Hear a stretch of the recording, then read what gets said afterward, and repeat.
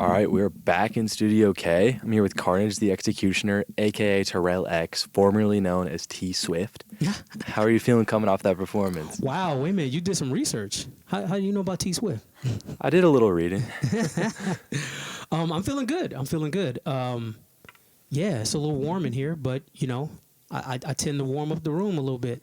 I think usually getting about three songs in is where I get really warmed up anyway, usually, because I usually play like an hour to 2 hours. I do 2 hour sets and stuff sometimes, so 3 songs kind of gets me in. So right when I was up there, it's like, you're done. Yeah. But it's still fun. It's fun. It teaches me how to manage time better. So Yeah. 3 songs. Yeah, for sure. In other words, after that long answer, I feel good. Yeah, so do you want to tell us about those 3 songs that we just heard? Those are all from your most recent album? Yes, they're from my most recent album that came out in November of 2024. I'm celebrating the 1-year anniversary coming up here on November 1st again, and I'm gonna have some special surprise products to go with that. So that's it. I'll just say that because no calls to action. But yes, I'm feeling really good about that album because it's the most personal album I've ever made. It's the realest album. It's the most me, and it is my best work. So those songs are 3 of the ones that kind of, the first 2 are more autobiographical, and then the last one I did is more of a testament to where I've decided to go after all the things that happened in the first 2 songs. So it's my sign of resilience. So to bring it back around full circle, talk about all these things that were really rough in my life growing up, only to come around and say, you know what? They may have seemed bad at the time that they were happening, but they weren't really that bad when I look back at it, because it could have been worse. I could have not been here to tell those stories. It really feels good to be able to make an album that has that kind of arc. And that's what the album does. It has that arc where it starts out with the things that were really heavy duty in my life, as far as the most impactful in a negative way, and how I turned everything back around into something that could work to my advantage. And not letting the struggle get to me and stop me from going where I needed to go. So I became somebody better than I was supposed to become. And that's what that last one is about. For sure. That's awesome. I was hoping you could kind of walk us through the beginning of your musical life. Like, what were some of the first artists you ever got into? And were there any, like, particularly big inspirations that got you to start rapping? Well, before there was rapping, there was everything else. Rapping wasn't the first thing I got into because I was young. I didn't really know what that was. But in that first song, I Come Here by Way Of, I talk about some of the artists. Herbie Hancock, Rocket was a song that I really, really liked. And that's what got me into wanting to be a DJ. My mother used to play Earth, Wind, and Fire. She used to play Patti LaBelle, Anita Baker, Minnie Riperton, Michael Jackson. I still am a huge Michael Jackson fan. Prince. These were all the early records that got me into music in the first place. And then when MTV became something I could watch more, I got into the rock aspect. And then I discovered, like the AC/DCs, the Def Leppards, Led Zeppelin, things like that. And then it wasn't until I was about 12 years old where I really got into rapping, because beatboxing was the first thing I picked up. I picked up beatboxing when I was 10 years old from the Fat Boys. And the Fat Boys are a rap group, but there's 2 rappers and a beatboxer / DJ guy. And I wasn't interested in the rapping. I was interested in the beatboxing. So luckily I was interested in the beatboxing first because that is what actually turned me into a musician. Without beatboxing, I wouldn't have ever been able to make music physically because I never learned how to play an instrument. So becoming astute in how to make musical sounds without an instrument was the thing that led me to being a rapper. I don't know what would have happened if it would have been the other way around. I don't think I would be as far along in my musical journey as I became by the time I was 15 or 16 years old. So the order was important for me. Then I started writing rap songs when I was about 12 years old. and I never looked back.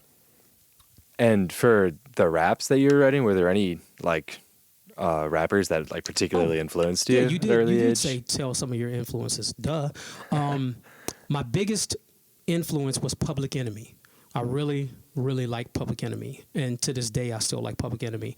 I also really like LL Cool J, KRS-One, Boogie Down Productions, Eric B. and Rakim, Super Lover C, Slick Rick, Big Daddy Kane.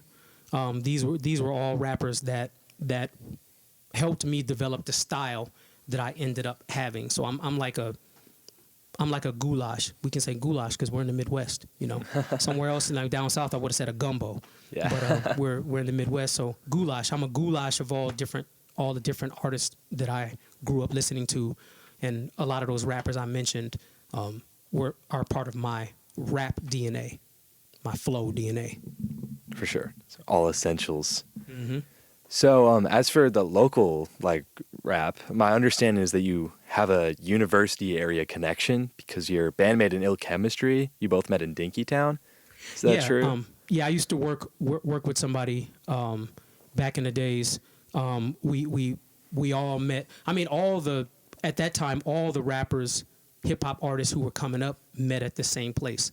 So I met a whole bunch of different people there, but that is somebody who I started working with and worked with for a few years, quite a few years.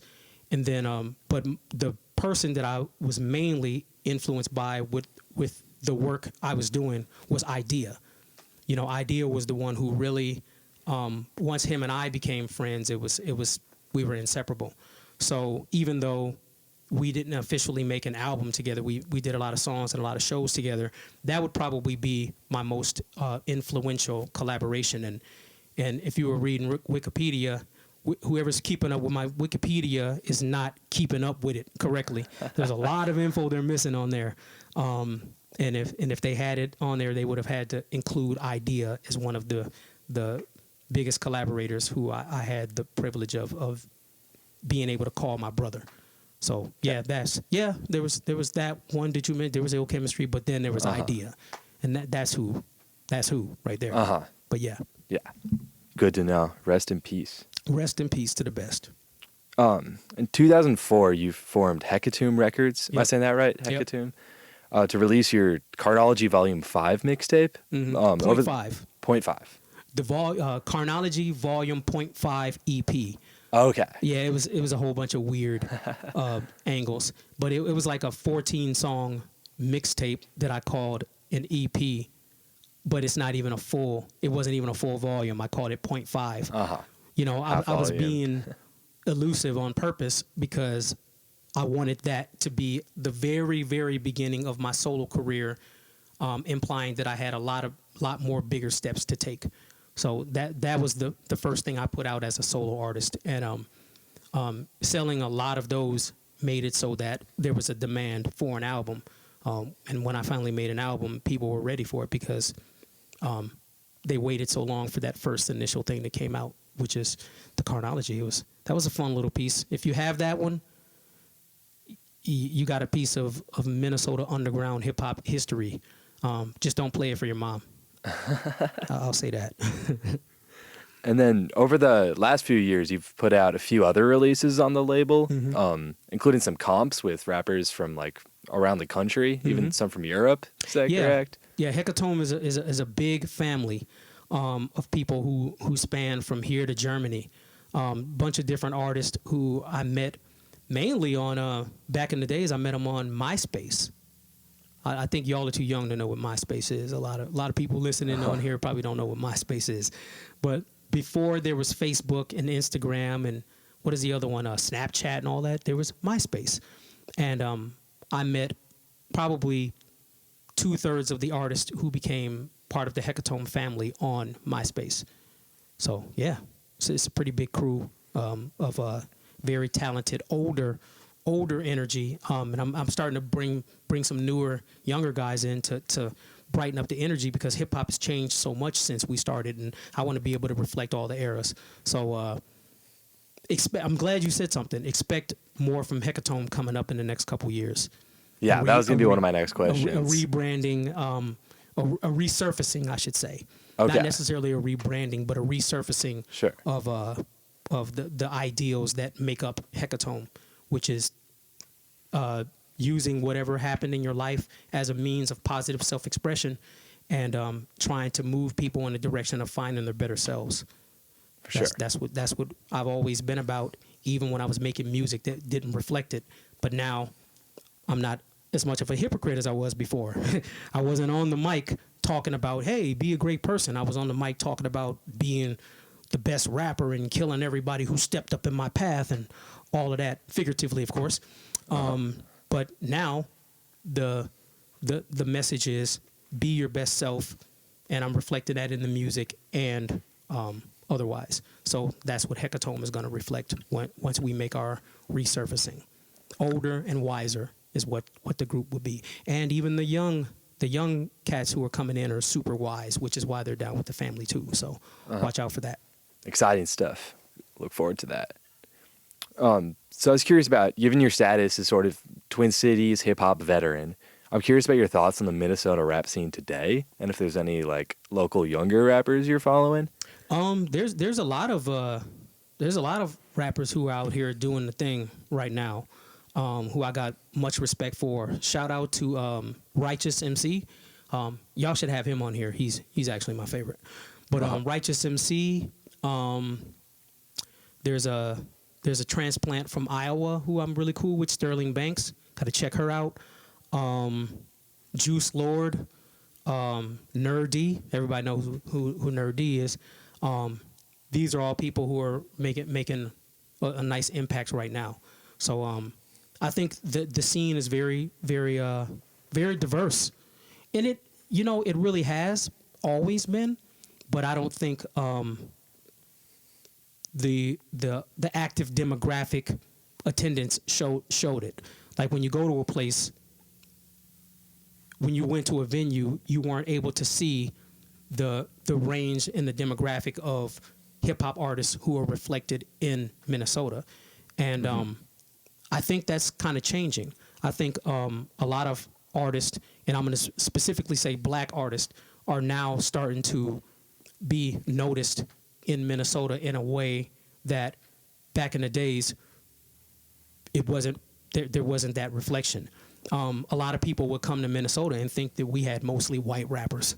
You you ever seen this article? There was an article that said Minnesota, the whitest hip hop scene in the nation. Oh, there was man. like a newspaper article some years ago, and we were like, whoa. That's They rough. just said the quiet part out loud. Or was it quiet? But I think now that is not what people would say so much. And a lot of super talented artists are able to be reflected in the scene now. And the diversity of the scene is actually being represented more now than it was when I was coming up. So I think it's worth pointing that out for all you Minnesota nice people. Yeah, for sure. And this is kind of a similar question, but across your career, you've not only done your own work with Hecatomb Records, but you've primarily worked with independent labels like Def Jux and like Rhyme Sayers and artists on those labels. So I'm curious to you about why is it so important to have independent labels, and if there's any independent like rap labels you're keeping an eye on today. I will make a correction. I never worked with Def Jux. There's another rapper named Carnage who was on Def Jux. Okay. And I'm Carnage the Executioner, and he's Carnage. Yeah, and he spells his name with a K. Yeah, I just seen that you've like played shows with guys like LP and sort of like so you're right about associated that. with I have them. played shows with them. Aesop Rock, Yeah. LP, the Rhyme Sayers people. So you were right. I just was never on that label. But I think the importance of having independent hip hop labels is just as important, if not more important now than ever, because when we're able to make and produce music on our own terms, we can find our consumers directly, direct to artist, direct to consumer. That's that's what the independent movement is. It's like we can make our stuff and give it directly to the consumer the way they want it, and it goes from us to them without any middlemen. And I think that is only achievable with independent labels. And so yeah, they're just as important, if not more important now, especially with streaming. People believe in that our music just needs to be given away basically for free on streaming platforms. Being an independent artist with your own label allows you to go out and monetize what it is you're making, because there are people out there who will buy the material you've spent your whole life being able to create. You know, I don't want to just give my music away for free on streaming. I don't make money off of streaming like that. I've worked for so many years to build the skill set I have. I would like to have it available for consumers to purchase, because they actually will. You know, if I didn't think they would, then maybe I would give it away for free. But I think there are people out there who want to put money on artists they really respect. So why not have that availability and that option with independent labels? So yes, they're very important. Keep them around. Build more. Yeah. Build more independent labels. For sure. And then one of my final questions here that we like to ask everyone who comes in is, if you could make a dream bill where it's Carnage the Executioner performing with any other artists or bands that you'd like, you can pick the venue and, you know, 2 or 3 other artists. What's that bill gonna be? Wow. Dead or alive? Dead or alive. It can be anyone. You can do both? Okay. Yeah.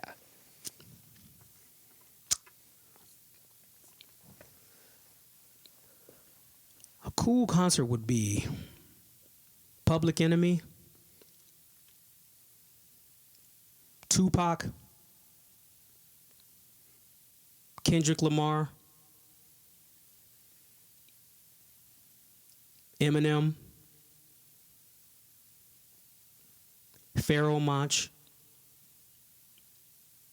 Idea, Righteous MC, Student One, hosted by Terrell X. That's the show. Oh, and DJs. where's that show gonna? Gotta have some DJs there. Oh, Gotta yeah. have DJ Qbert. Gotta have DJ Jazzy Jeff. Gotta have DJ Mixmaster Mike. Gotta have Scratch Bastard. Bastard. I'm gonna say it the way he spells it, because I don't know if that's one of the words you can't say on the radio. Scratch Bastard would have him too. DJ Piecemeal, hosted by Carnage the Executioner, aka Terrell X, and DJ Piecemeal. That would be my dream bill. And where's that show gonna happen at? That show would happen in front of my house. In front of my house, outside. Right there for the community to be a part of. Right there. As loud as we want to be for 6 hours. I'd be there. Show. Awesome. And then just final question. Are there any shows you have coming up, or recordings or other announcements that you want the people to know about? Be on the lookout for content surrounding my next upcoming single, Human Becoming. I'm going to be doing a tour around the Human Becoming thing too, so watch out for that. And that information can be found on my website, carnagetheexecutioner.com. I have a show coming up on August 15th at... Can I say Yeah, you can say. Oh, yeah, okay. Yeah. August 15th at Squirrel House Arts in South Minneapolis. And we're bringing the legendary Blueprint from Columbus, Ohio. Oh, he's another person who I would have on that bill, on that dream bill too. I'm bringing him here. I might as well bring him back for my dream show. It'll be myself, him, Righteous MC, and a whole host of local talent supporting his Vessel tour while he's out here. So that's on August 15th. And I will be... I'll be playing... Oh, there's a lot of other stuff. I can't remember the dates, though. I'm playing a show in Colorado Springs. It's a metal festival. I'm playing that in September. Exciting. Next month, I'm flying out to do the Gathering of the Juggalos, which is a ICP, and I'm performing out there with R.A. the Rugged Man, legendary hip-hop artist from New York, the late 80s, early 90s hip-hop scene. So yeah, I got a bunch of stuff all over coming up. So if you want to know more of that stuff, I'll say that. You want to know more of that stuff. you know where to go. Okay. Awesome. How do you say All right. that when I'm saying it? Okay, there you go. All right. Well, thanks so much for coming in. We really appreciate you being here. You've been listening to Carnage the Executioner, aka Terrell X, on Radio K, Real College Radio.